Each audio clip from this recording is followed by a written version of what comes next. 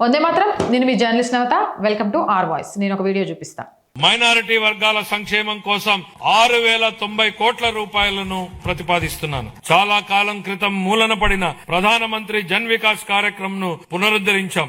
3 సంవత్సరాలుగా నిద్రాణంగా ఉన్న రాష్ట్ర వక్ఫ్ బోర్డును పునరుద్ధరించాం. మైనారిటీలకు ఆర్థిక సహాయంలో భాగంగా ఇమాంలకు గౌరవ వేతనం 10,000, మౌజన్లకి 5,000 మరియు చదువులో వెనుకబడిన విద్యార్థులకు ఎంట్రన్స్ కోచింగ్ వంటి కార్యక్రమాల ద్వారా మా ప్రభుత్వం రాష్ట్ర వ్యాప్తంగా మైనారిటీ వర్గాల విద్యా పురోగతి, ఆర్థిక సాధికారత మరియు సామూహిక అంశాలపై దృష్టి సారించింది. మైనారిటీలకు fees reimbursement, post matric scholarship, auto డ్రైవర్ల సేవలో ఇటువంటి పథకాలను అమలు చేస్తున్నాం. మైనారిటీ వర్గాల సంక్షేమం కోసం 6090 కోట్ల రూపాయలను ప్రతిపాదిస్తున్నాను. చాలా కాలం క్రితం మూలన పడిన ప్రధానమంత్రి జన్ వికాస్ కార్యక్రమంను పునరుద్ధరించాం. 3 సంవత్సరాలుగా నిద్రాణంగా ఉన్న రాష్ట్ర వక్ఫ్ బోర్డును పునరుద్ధరించాం. మైనారిటీలకు ఆర్థిక సహాయంలో భాగంగా ఇమాంలకు గౌరవ వేతనం 10,000, మౌజన్లకి 5,000 మరియు చదువులో వెనుకబడిన విద్యార్థులకు ఎంట్రన్స్ కోచింగ్ వంటి కార్యక్రమాల ద్వారా మా ప్రభుత్వం రాష్ట్ర వ్యాప్తంగా మైనారిటీ వర్గాల విద్యా పురోగతి,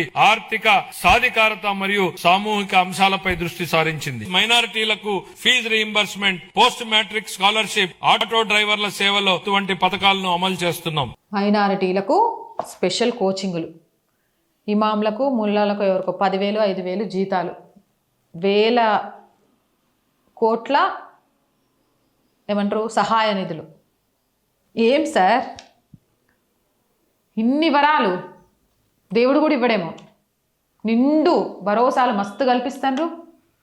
అభివృద్ధి సంక్షేమానికి కట్టుబడిన కూటమి ప్రభుత్వం 2025-26లో మైనారిటీల కోసం 3,766 కోట్లు ఖర్చు చేసిందట. 26-27లో 6,090 కోట్లు కేటాయించింది బడ్జెట్. అంటే ఖర్చు చేసిన దానికంటే డబల్ బడ్జెట్ ఇచ్చింది. వక్ఫ్ బోర్డును పునరుద్ధరించింది. కానీ వక్ఫ్ బోర్డు వల్ల ఆక్రమించబడ్డ పేదల భూములు కానీ, ఆలయాల భూములు కానీ వీటి గురించి మాట్లాడరే. ఇమాంలకు 10,000, మౌజంలకు 5,000 గౌరవ వేతనం. సార్, దేవాదాయ శాఖ ప్రభుత్వ పరిధిలోనే ఉంది కదా, అక్కడ అర్చకులకు జీతాలు ఎంత? వెనుకబడిన మైనారిటీ పిల్లలకు ఏమంటారు కోచింగ్ సెంటర్లు. మైనారిటీలోనే వెనుకబడ్డ వాళ్ళు ఉన్నారా? ఆటోలకు సంబంధించి ఇంకా దేనికో సంబంధించి అంటే మైనారిటీల్లోనే ఉన్నారా? మిగతా ఎక్కడ లేరా?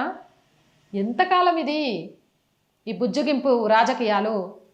బాబు మారాడు, సనాతన హైందవ ధర్మం గురించి మాట్లాడుతున్నాడు, ఆలయాల పరిరక్షణ గురించి మాట్లాడుతున్నాడు అని అంటే అబ్బబ్బా అనుకున్నా. అవన్నీ పైవే. కొద్దిగా కాలం గడుస్తూ ఉంటే అసలు రూపం బయటికి వస్తుంది.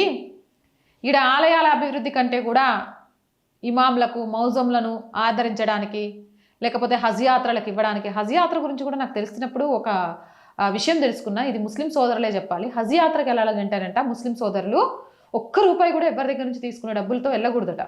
వాళ్ళు సంపాదించుకున్న వాళ్ళ సొంత డబ్బులతో మాత్రమే హజ్ యాత్ర చేయాలట.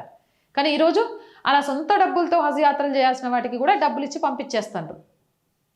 కానీ కాశీ రామేశ్వరం చూడాలనుకుంటున్న ఒక పేద హిందువులకు ఆ భాగ్యం లేదు. బాగుండగా ఎలా చింత మైనారిటీలకు? పండగే పండగ. హిందువులు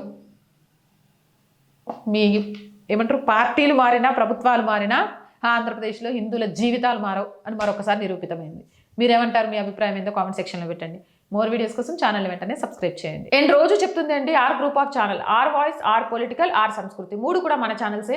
so please subscribe our channels. Content బాగుంది అనిపిస్తే లైక్ చేయండి, షేర్ చేయండి. అండ్ ఆర్థికంగా మీరు చేసే ₹1 సాయం కూడా ఈరోజు ఆర్ వాయిస్కి చాలా అవసరం.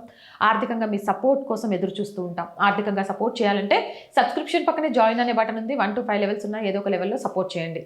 లేదా స్క్రీన్ మీద గూగుల్ పే, ఫోన్పేతో పాటు అకౌంట్ డీటెయిల్స్ ఉన్నాయి. మీకు తోచిన సహాయాన్ని అందించండి. వ్యాపార ప్రకటనల కోసం 8328 500 576 నెంబర్ని సంప్రదించండి. జై హింద్, జై భారత్.